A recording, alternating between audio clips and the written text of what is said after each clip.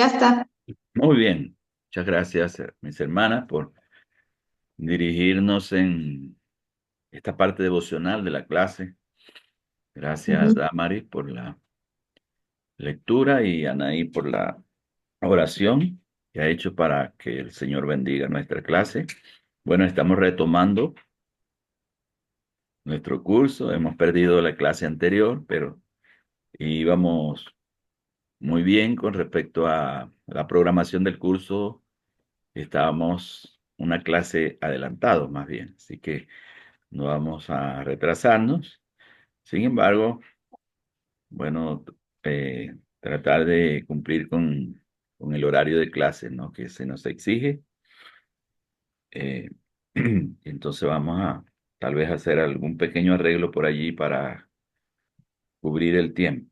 Les decía que estamos hoy culminando la segunda unidad de estudio de la carta a los Hebreos y estamos hoy para estudiar el tema de cuál es el tema principal y la estructura de la carta a los Hebreos, ¿no?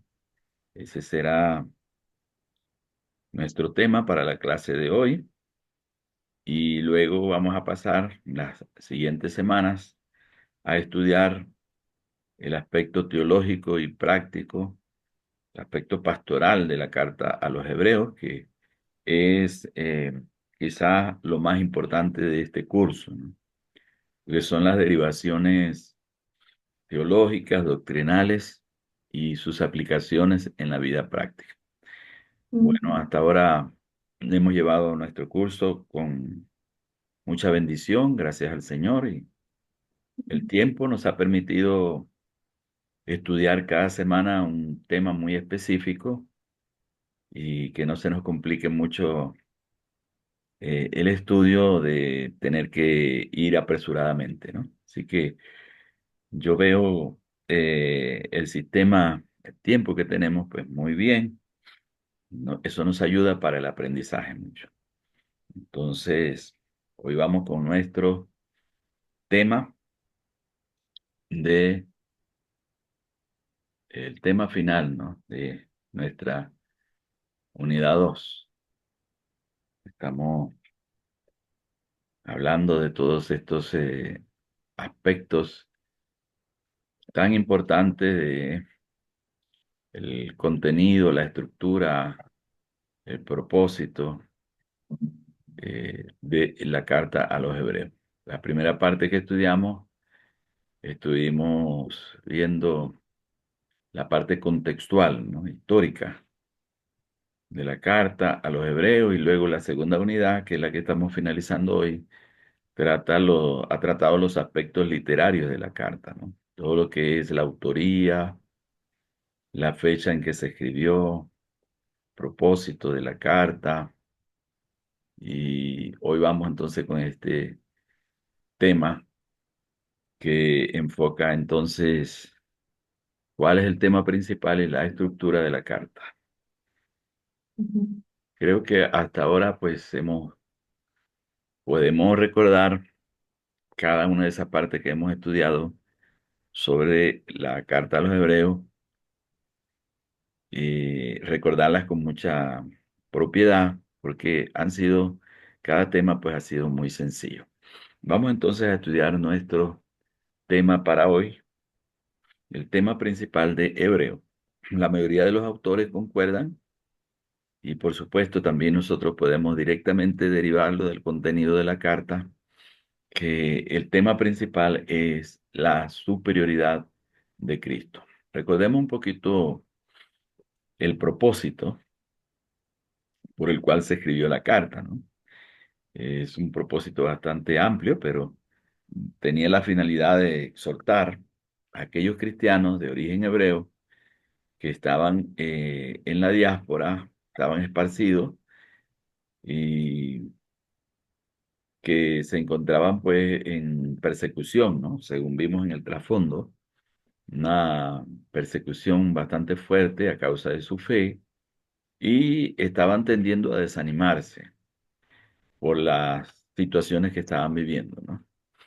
y algunos pues estaban siendo atraídos nuevamente por el judaísmo, por la religión judía de la cual ellos provenían. Entonces, el escritor tiene en mente esa problemática, toda esa situación, para escribirles esta carta, esta epístola exhortatoria, para removerlos un poco en cuanto a la condición espiritual en que se encontraban. Algunos desanimados por los problemas, por las situaciones de la vida social, las persecuciones, y otros atraídos quizás por doctrinas, especulaciones nuevas que habían en aquel tiempo. Por eso en una parte de esta carta les dice que no se dejen llevar por doctrinas diversas y extrañas, sino que se afirmen con la gracia, ¿no? Es decir, con la palabra del Evangelio de gracia. Entonces, en base a toda esa situación que estaban viviendo, el escritor les presenta la persona de Cristo como superior. Entonces, el tema es la superioridad de Cristo.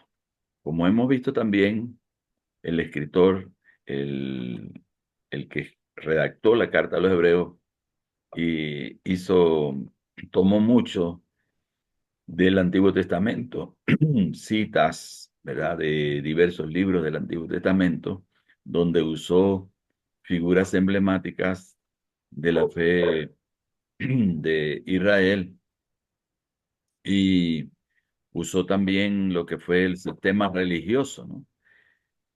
Judío, todo lo que era el ritual, el ceremonial, en el tabernáculo, que es el que el escritor a los hebreos usa, ¿no?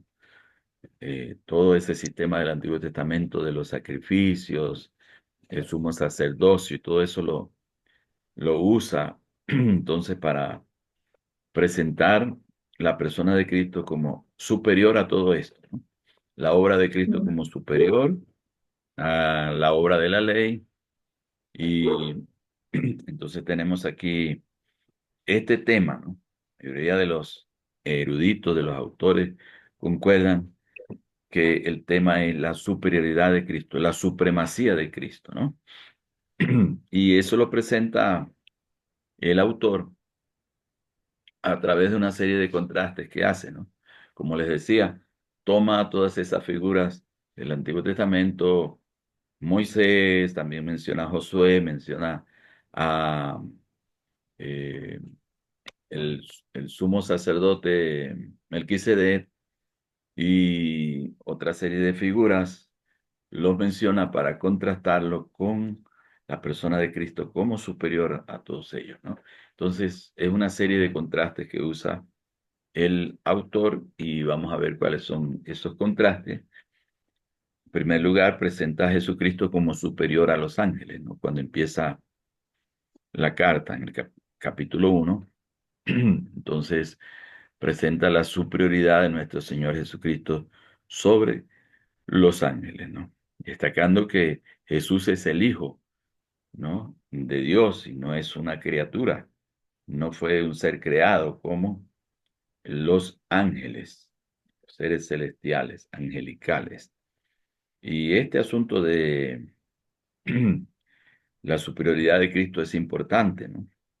Hoy en día algunas sectas enseñan que Jesucristo es un ángel, un ser creado, como cualquiera de los otros ángeles, ¿no? Tenemos el caso de los testigos de Jehová, por ejemplo, ¿no?, que enseñan esta doctrina, tienen esta doctrina de que Jesucristo es un ser creado, ¿no? En cambio, la cristología del Nuevo Testamento nos enseña que Jesucristo es el Hijo de Dios, coexistente con el Padre, coeterno, ¿no? Nos enseña, por ejemplo, el Evangelio de Juan en el capítulo 1, cuando nos habla del verbo preexistente, dice que el verbo era con Dios y el verbo era Dios, hablando de nuestro Señor Jesucristo. Y luego dice que aquel verbo, el Logos de Dios, se hizo carne y habitó entre nosotros, ¿no? Pero toda la cristología del Nuevo Testamento nos presenta al Señor, por ejemplo, el libro de Colosenses, el apóstol Pablo nos presenta al Señor como ese ser por el cual fueron creadas todas las cosas. Todo fue hecho por Él y para Él, dice Pablo a los colosenses, ¿no? Y entonces Él es superior a los ángeles. Este primer contraste que hace acá el escritor de la carta a los hebreos. Luego nos dice que Jesucristo es superior a Moisés. Sabemos cuán importante era y es para el pueblo judío la figura de Moisés, el libertador, eh, el caudillo que llevó a Israel de aquella esclavitud de 4 siglos, ¿verdad?, a eh, ir a la conquista de la tierra prometida, ¿no? Ese Moisés que fue preparado por Dios en la providencia divina y cuidado desde el mismo momento de su nacimiento. Recordemos que había el pueblo de Israel estado allí en Egipto durante 4 siglos y se había multiplicado en gran manera y se convirtió en una amenaza, en un factor de temor para los egipcios. Así que el faraón decidió que cada hijo hebreo que naciera, cada niño varón, fuera echado al río Nilo, se le quitara la vida inmediatamente, ¿no? Que solamente se permitiera el nacimiento de las mujeres. Recordemos cómo fue el nacimiento de Moisés, dice que fue niño hermoso, dice allí la palabra de Dios, en Éxodo capítulo 2 y su madre pues le escondió durante 3 meses, confiando en Dios de que le salvaría a su hijo, ya no pudiendo esconderlo más, entonces tomó aquel paso de fe de ponerlo en un arca, en una arquilla, a la orilla del río Nilo. Fue cuando descendió la princesa, la hija del faraón, a bañarse y descubrió aquella arca, aquella canasta donde estaba el niño. Cuando lo destapó, vio que era niño hermoso y probablemente la princesa no tenía hijos, no había podido tener hijos. Entonces vino todo aquello que dice la palabra que una hermana de Moisés estaba mirando de lejos para ver qué sucedía con el niño. Luego se acercó a la princesa y le hizo la oferta de que ella podía buscarle una mujer entre las hebreas que se lo amamantara y luego que ya el niño estuviese más grandecito, devolvérselo, ¿no? Traérselo de nuevo a la princesa. Y así sucedió. Y ese fue entonces el origen de Moisés. Y luego dice que fue creado entonces en el palacio del faraón, fue adoptado por la hija del faraón y allí le fue enseñada entonces toda la sabiduría, toda la ciencia de los egipcios, ¿no? Todo este fue el trabajo providencial de Dios para levantar aquella figura tan importante que, sin embargo, a lo largo de su vida tuvo muchos problemas, muchas situaciones que le llevaron primero a huir de Egipto, ¿no? A dejar la posición que tenía, porque él quiso defender a sus hermanos hebreos de las injusticias y entonces mató a un hombre que estaba, un egipcio que estaba maltratando a un hebreo y luego tuvo que huir, fue al desierto y bueno, ya debemos conocer toda esa historia. Allá en el desierto Dios se le reveló, se le presentó a través de la zarza, el árbol que ardía, ¿no? El arbusto que ardía ahí en el desierto y Dios le habló y le hizo el llamado para entonces convertirlo en el libertador de Israel, ¿no?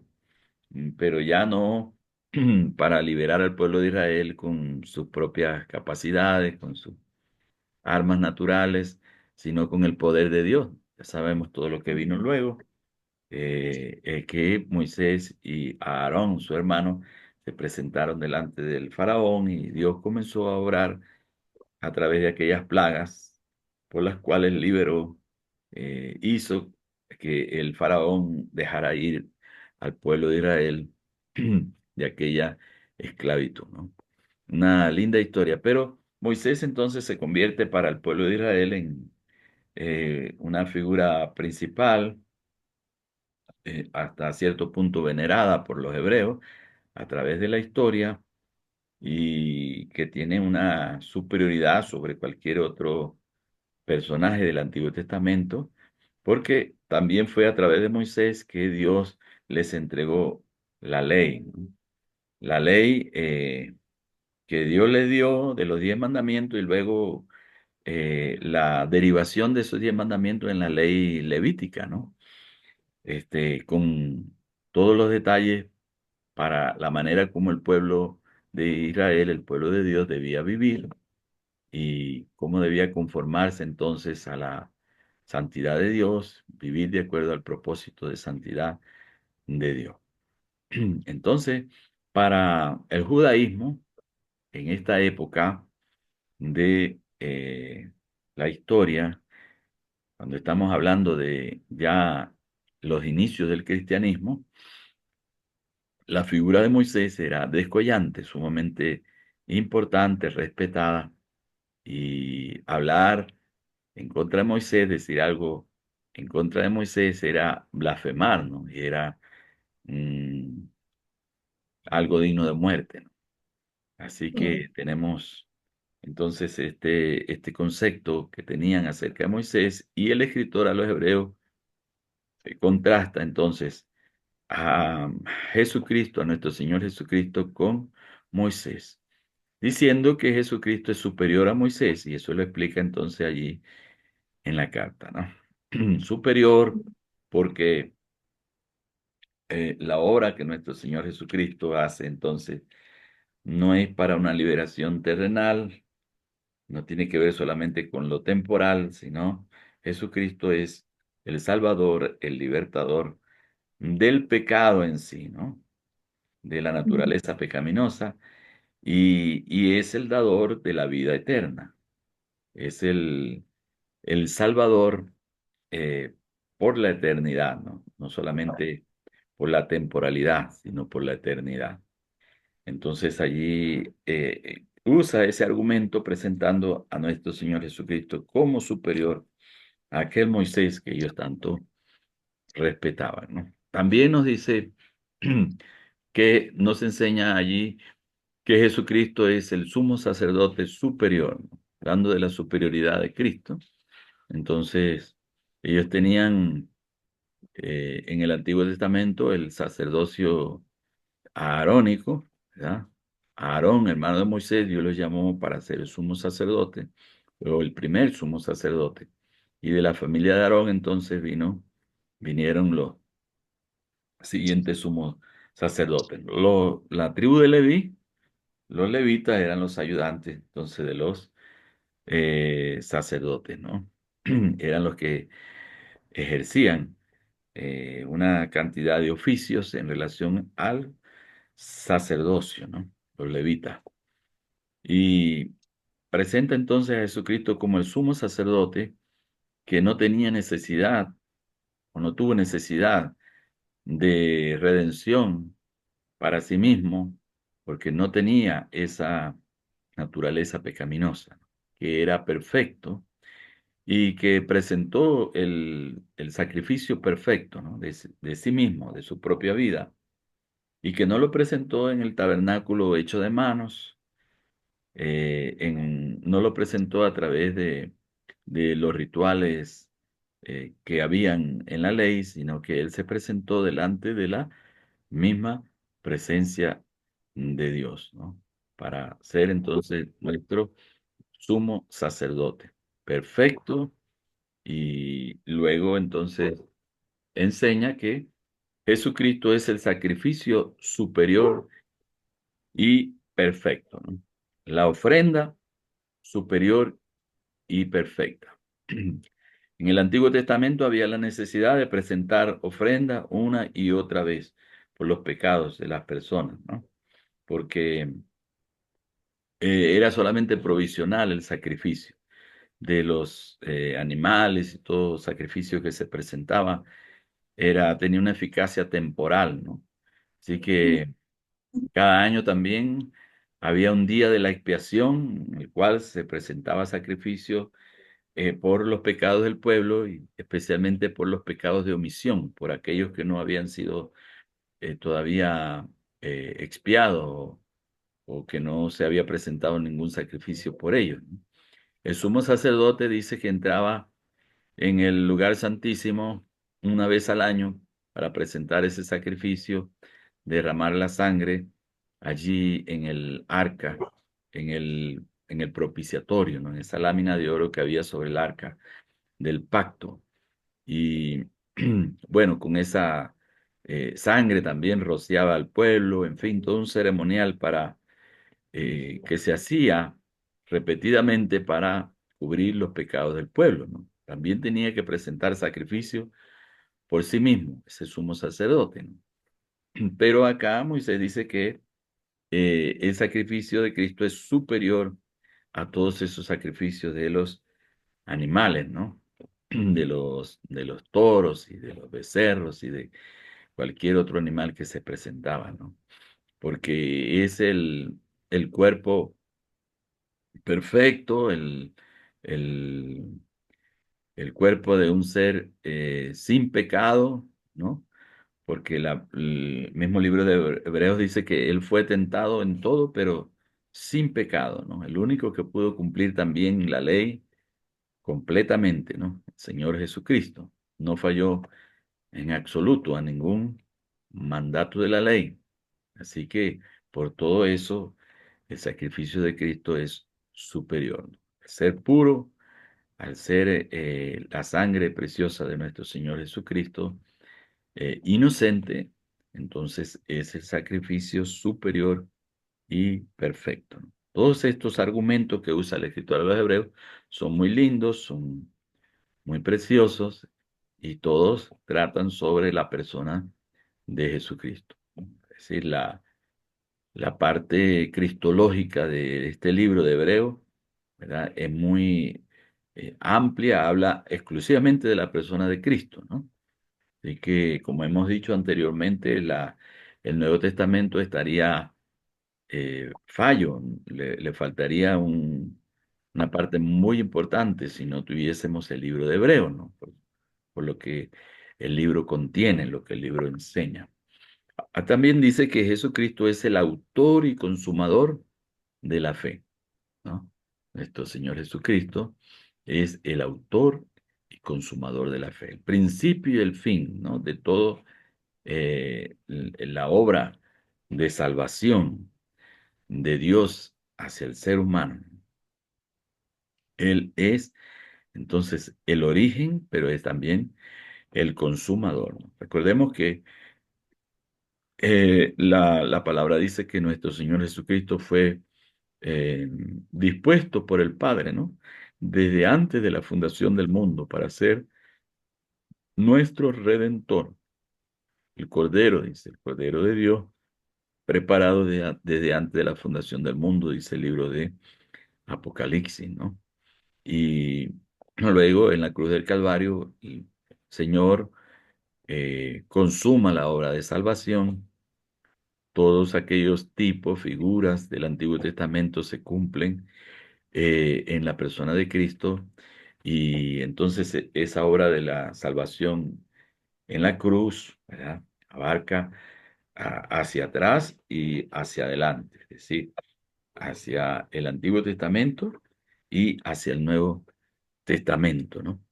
La obra de salvación de nuestro Señor Jesucristo en la cruz, cuando dice, consumado es, y entrega su espíritu. Ahí se consuma entonces la redención del género humano, del hombre, del ser humano caído, ¿no? Es restaurado entonces la comunión con Dios, pero por supuesto todo aquel que se apropia del sacrificio de Cristo Jesús.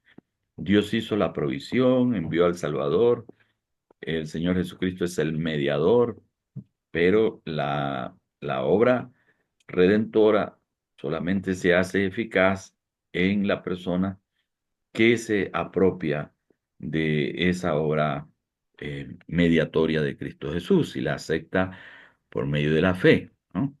Se ampara en la obra eh, intercesora, mediadora de nuestro Señor Jesucristo y por medio de la fe alcanza nuevamente la reconciliación con Dios, alcanza nuevamente el favor de Dios y la persona se convierte entonces en un hijo de Dios. Jesucristo entonces él es el autor y consumador de la fe, la salvación, ¿no?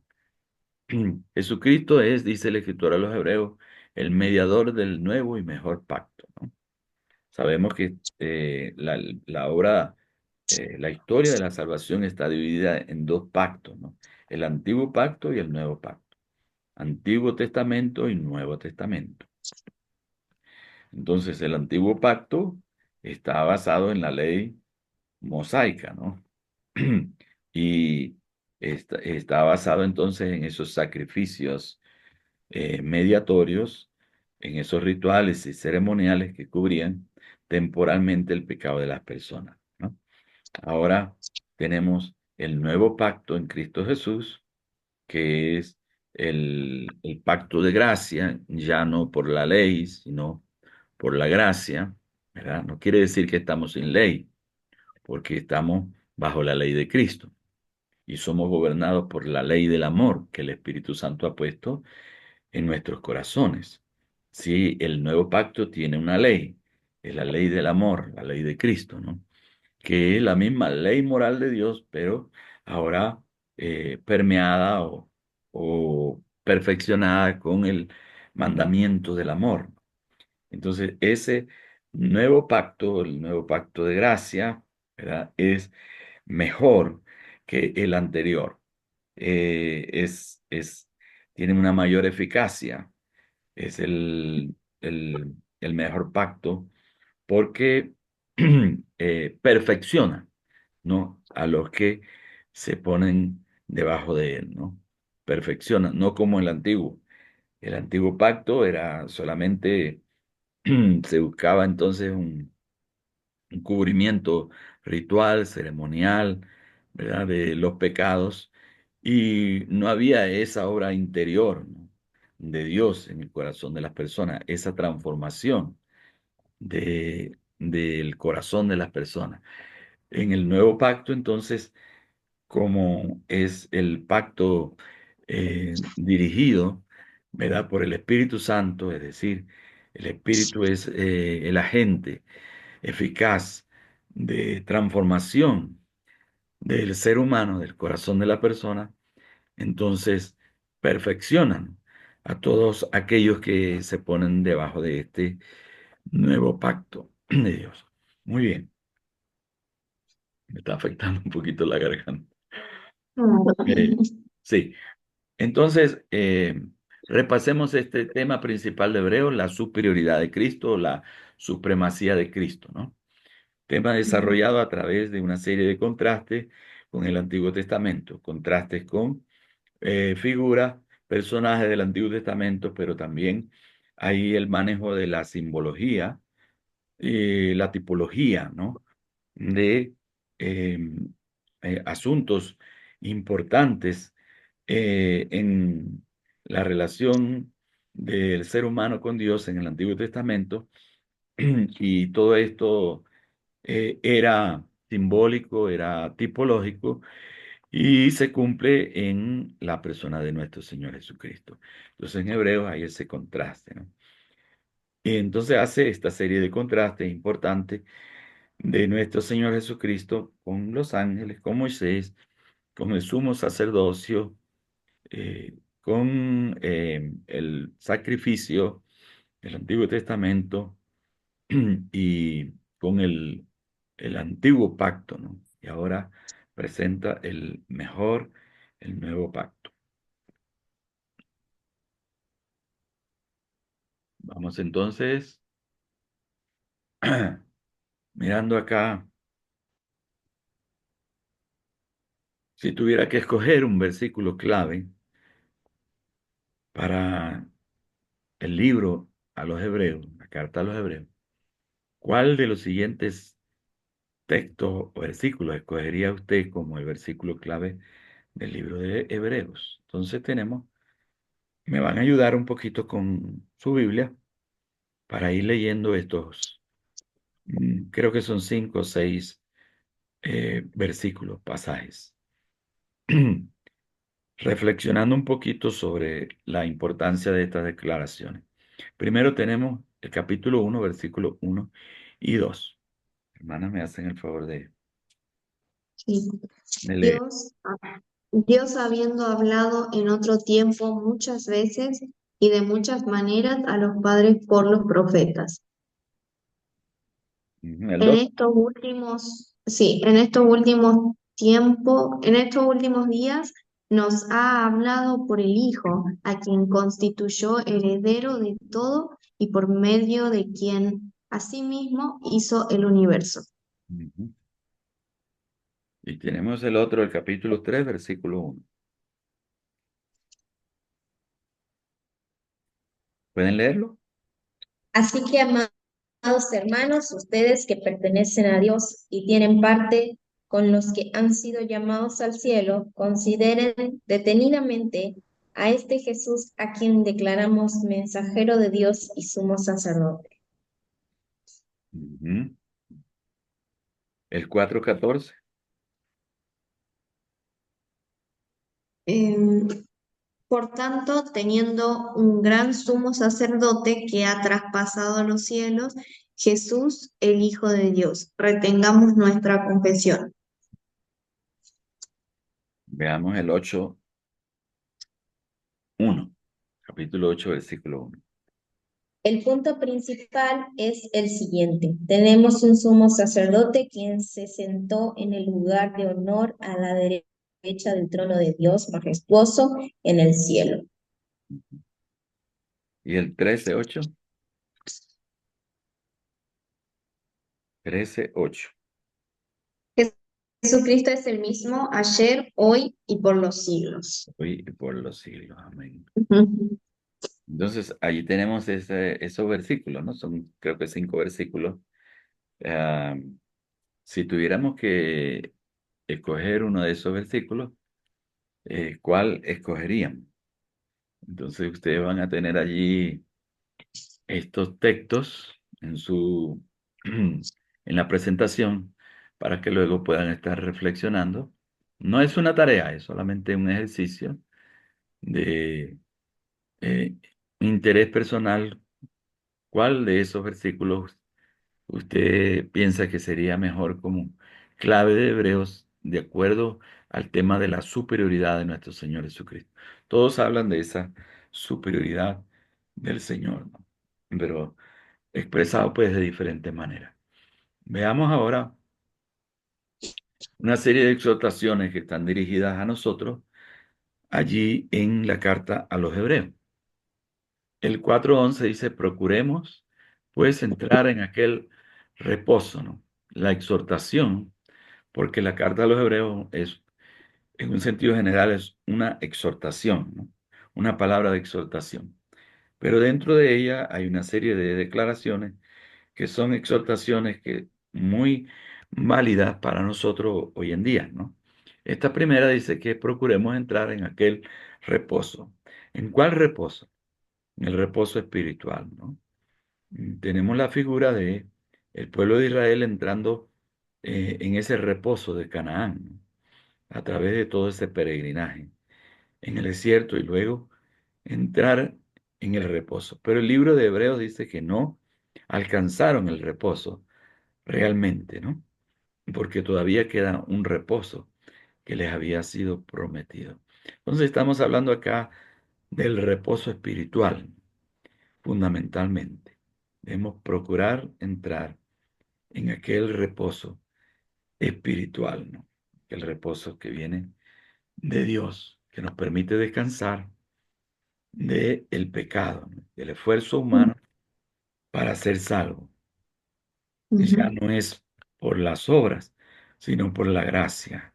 Y es por la gracia que podemos alcanzar aquel reposo.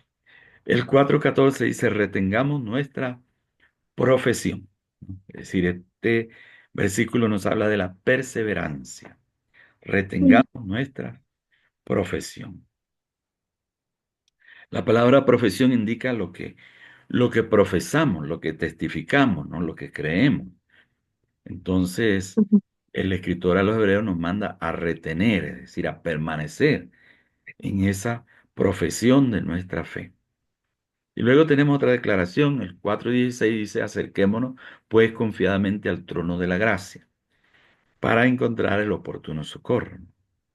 Entonces, este versículo nos exhorta a acercarnos a Dios confiando en el sacrificio de Cristo, ¿no?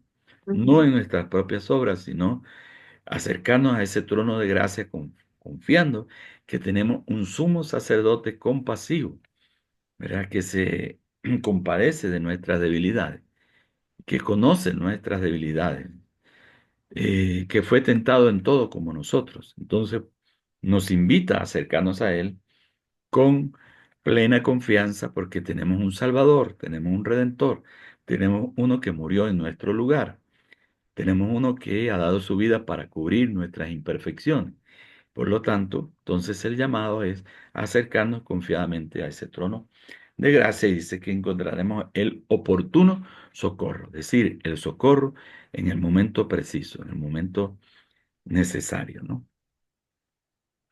Todas estas exhortaciones que se encuentran aquí en Hebreos son sumamente importantes que nosotros las revisemos y que sepamos lo que ellas significan. El día 22 dice, acerquémonos con corazón sincero en plena certidumbre de fe.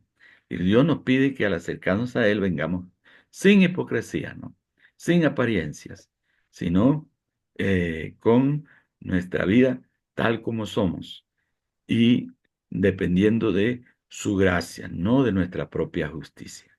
Eso es lo que dice Hebreos 10:22. Acerquémonos con corazón sincero en plena certidumbre de fe. Luego dice, purificados los corazones con agua pura, lavado los corazones con esa agua pura de la gracia.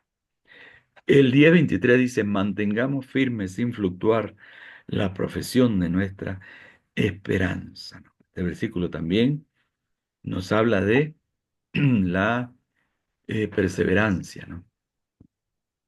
Y que debemos mantener firme esa profesión de nuestra esperanza.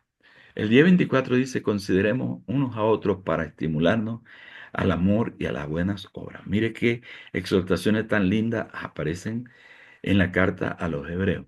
Aquí exhorta a los cristianos, ¿verdad?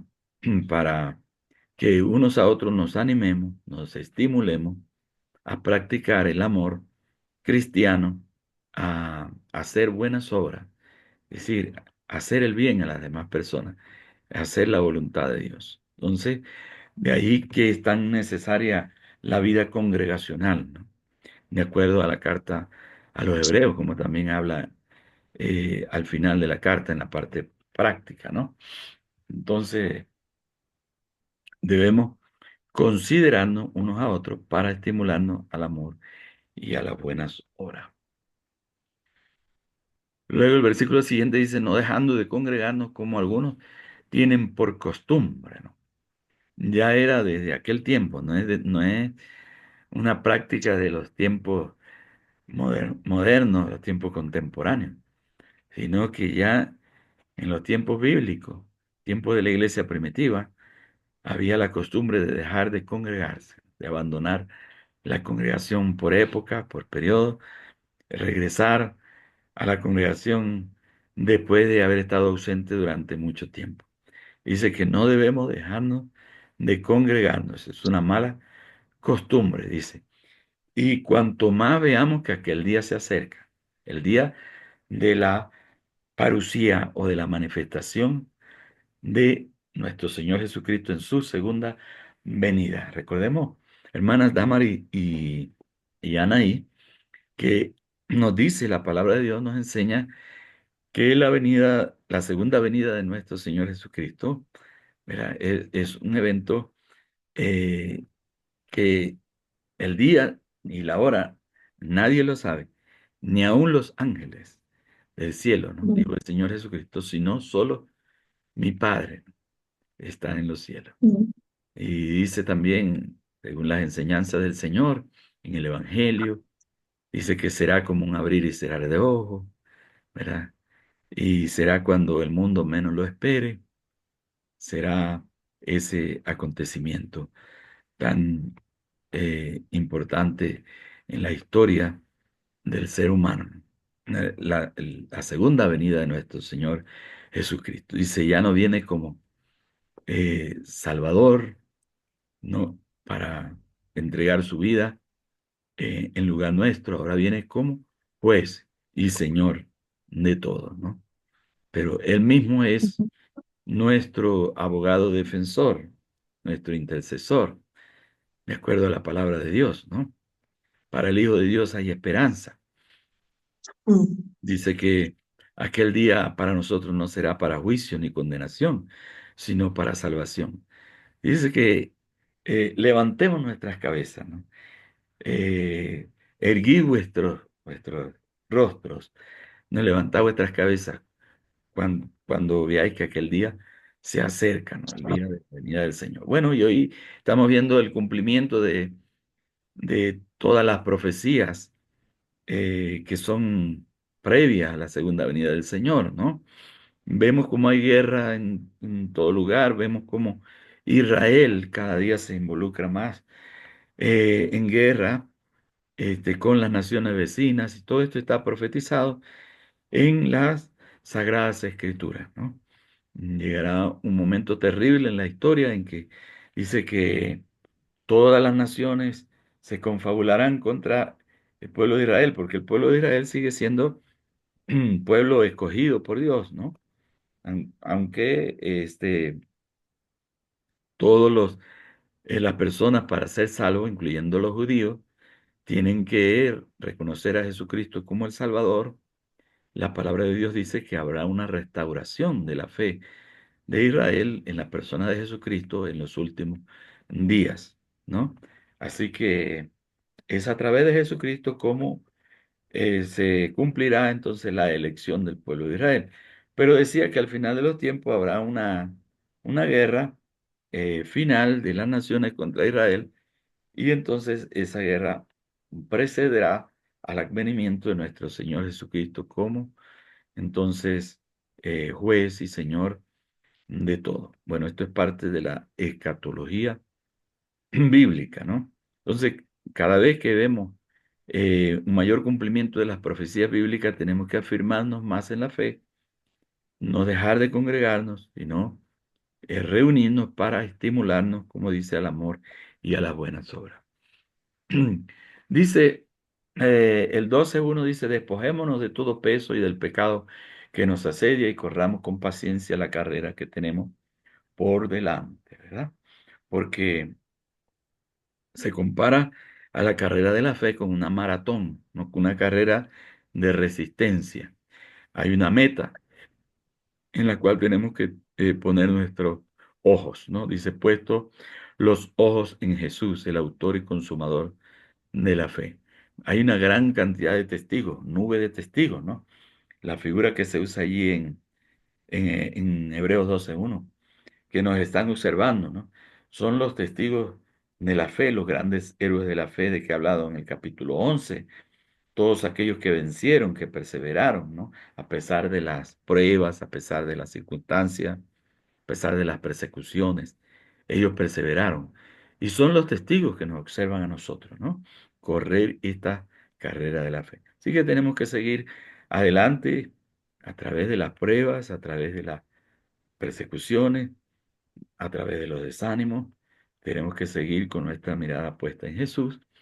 Y dice allí en el capítulo 12 que debemos considerar al Señor los sufrimientos de nuestro Señor Jesucristo como un ejemplo para nosotros hoy en día en cuanto a los sufrimientos, a las aflicciones temporales que pasamos en nuestra vida cristiana.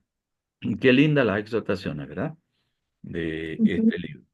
En el 12:28 dice que tengamos gratitud y mediante ella sirvamos a Dios agradándole con temor y reverencia, ¿no? Gratitud por todo lo que Dios ha hecho por nosotros en Cristo Jesús, por lo que sigue haciendo, por la obra del Espíritu Santo, por el don de las Escrituras, por los medios de gracia como la iglesia, la vida congregacional y todas las cosas que Dios nos permite usar como instrumentos, como ayuda para seguir adelante. Tengamos gratitud al Señor. Mediante esa gratitud, dice que sirvamos al Señor agradándole con temor y reverencia, ¿no? El 13:9 dice, no os dejéis llevar de doctrinas diversas y extrañas. Otra exhortación importante y muy aplicable hoy en día cuando cada día aparecen nuevos vientos de doctrinas en el mundo cristiano. Entonces, nosotros no debemos dejarnos llevar por esas doctrinas diversas y extrañas, sino afirmarnos en la doctrina que ya hemos recibido, en la gracia, ¿no? Y permanecer en esa doctrina que tiene fundamento bíblico, ¿no? Y no son especulaciones y modos de pensar humanos, tradiciones humanas, sino afirmarnos allí entonces en la palabra. El 13:16 dice, y de hacer bien y de la ayuda mutua no os olvidéis, porque de tales sacrificios se agrada. Dios nos habla de la vida congregacional, la vida como comunidad, y dice que tenemos que permanecer en esa dinámica de hacernos el bien unos a otros, de ayudarnos unos a otros, porque son los sacrificios de los cuales se agrada el Señor, ¿verdad? Contrastándolo también con los sacrificios rituales del Antiguo Testamento. Estos son los sacrificios de alabanza que nosotros debemos presentar hoy a Dios. El 13:17 dice, obedeced a vuestros pastores y sujetaos a ellos, porque ellos velan por vuestras almas, ¿no? Con esta exhortación del 13:17, entonces, concluimos esta lista de exhortaciones que aparecen en el libro de los Hebreos. Son muchas otras, solamente que hemos escogido estas como mm, más significativas, ¿no? Para nuestra vida cristiana hoy en día. Así que es importante a la hora de querer edificarnos con la palabra, usar el libro de Hebreo como un libro que nos anima y que nos exhorta bastante. Vamos a la última parte, estos minutitos que nos quedan, eh, mirar un poquito la estructura del libro de Hebreo, ¿no? ¿Cómo está estructurado el libro? Entonces, el libro tiene dos partes principales. Es decir, hay dos secciones principales en el libro, ¿no? Desde el capítulo 1 hasta el capítulo 10 son, o parte del capítulo 10 son las doctrinas que nos hablan de la supremacía de Cristo. Y el capítulo 10 al 13 es la práctica, la parte práctica, la supremacía del camino nuevo y vivo, ¿no? Entonces,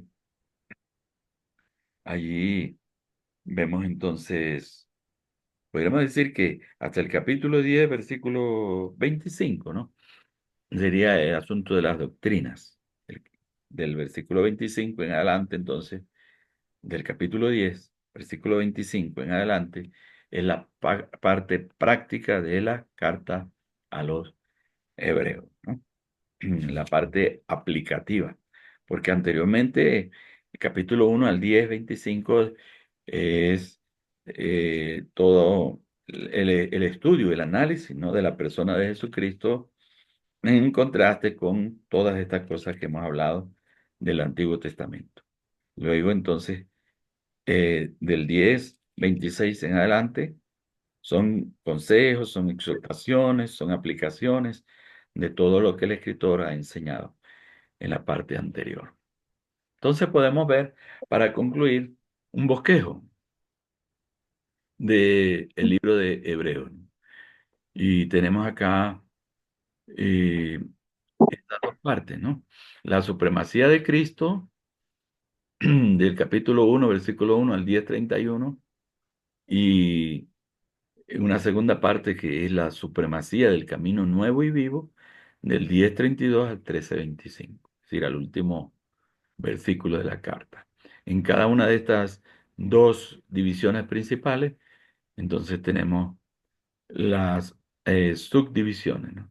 Cuanto a la supremacía de Cristo, primero nos habla de la supremacía de su persona como hijo de Dios, como superior a Moisés y como superior a Josué. Luego, la supremacía de su sacerdocio. Cristo es el sumo sacerdote y es el sacerdote permanente y perfecto, ministro de un nuevo pacto y es el sacrificio superior. Luego en la parte práctica, en la segunda parte, tenemos el camino superior, la disciplina superior y la vida superior, ¿no? Este bosquejo de la carta a los hebreos se hace en uno de estos dos textos. Yo creo que les compartí una serie de textos y aquí les pongo la bibliografía para que puedan, en todo caso, consultar si lo desean, de donde hemos tomado o hemos consultado para preparar nuestra clase de hoy, ¿no? Muy bien, entonces recordemos el tema principal de la carta a los hebreos es ¿cuál? La supremacía de Cristo. Y la supremacía de Cristo, ¿verdad? La superioridad de Cristo. Es Ujú, superior sobre los ángeles, sobre Moisés, sobre Josué, ¿verdad? Es el sumo sacerdote superior y perfecto. Su sacrificio es el sacrificio perfecto, ¿verdad? La ujú, obra de la redención ha sido hecha por nuestro Señor de una vez y para siempre, ¿no? Por medio de su sacrificio. Entonces podemos tener seguridad de salvación, ¿no? La seguridad que nos ujú, da la Escritura, la palabra, cuando nos dice que nuestro Salvador murió por nosotros como se presentó como la ofrenda perfecta, ¿verdad? En la cruz del Calvario y que Él pagó el precio de nuestra redención. Y la seguridad de salvación proviene además entonces de nuestra comunión con Él, de una vida de santidad. Es lo que nos da esa seguridad, ¿no? En cuanto a la perseverancia, ¿no? No ujú, porque por las obras se alcance la salvación, porque es un regalo de Dios, dice Pablo a los Efesios, ¿no? Capítulo 2, versículo 14. Dice, no es por obras, sino por gracia, ¿no? Es un regalo de Dios. Entonces, ese regalo de Dios debemos cuidarlo, de acuerdo a el escritor a los Hebreos, debemos tener en gran estima una salvación tan grande, no descuidarla, ujú, sino afirmarnos cada vez más en aquellos que hemos creído. Y el Señor nos ha ujú, dado el Espíritu Santo para que nos ayude, para que nos fortalezca, para que nos hable, para que nos dirija, y que por medio de su palabra, que es la que nos nutre, la que nos ilumina, la que nos alimenta, ¿verdad? Crezcamos para salvación y seamos perfeccionados, ¿no? Y que vivamos entonces una vida nueva para honra y gloria de nuestro Señor. Qué linda la carta a los Hebreos, qué hermoso el mensaje que este precioso libro del Nuevo Testamento nos da. Y a través de este curso entonces estamos conociéndola al detalle esta carta, ¿no? ujú, Yo creo, tengo la convicción particular de que esta es una carta del apóstol Pablo, ¿no? Que recuerden que la autoría de este libro se debate mucho, ¿no? Pero sí, bueno, yo concuerdo con algunos escritores de la antigüedad, con algunos padres de la iglesia y con otros escritores a través de la Reforma, también la historia moderna, que esta es una epístola paulina. Así que serían ujú, no 13 sino 14 las epístolas paulinas, ¿no? Para mí es así, aunque no hay completa certeza, ¿no? A través de la misma carta para afirmar que es de Pablo. Muy bien, mis amadas hermanas. Entonces, quedamos para entrar en nuestra última unidad a estudiar esta parte tan linda que será los temas teológicos, prácticos y pastorales de la epístola a los hebreos. Nos va a ayudar mucho esta parte para nuestra formación ministerial, ¿verdad? ujú, Para tomar algunos elementos allí que les puedan servir a ustedes en su ministerio práctico, ¿no? Lo que es Ujú. esa parte doctrinal, teológica, que nos presenta esta carta a los hebreos. Vamos entonces a dejar hasta acá nuestra clase de hoy. Les estaré compartiendo entonces la presentación y el video de la clase y quedamos entonces para el martes que viene.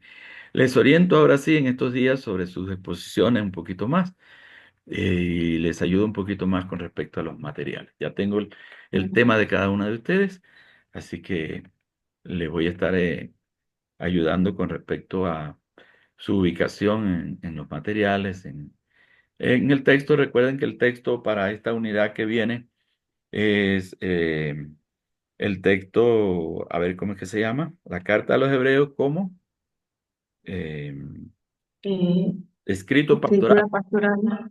Sí, Sí, como como escrito. escrito pastoral. Sí, ese es el texto que vamos a estar usando. Bueno, Dios les bendiga, mis hermanas. Que terminen de tener Muchas un lindo día, una linda semana. Nos vemos el martes. Dios le bendiga, profe. Qué Ah, bueno que ya está mejor. ustedes. Bendiciones.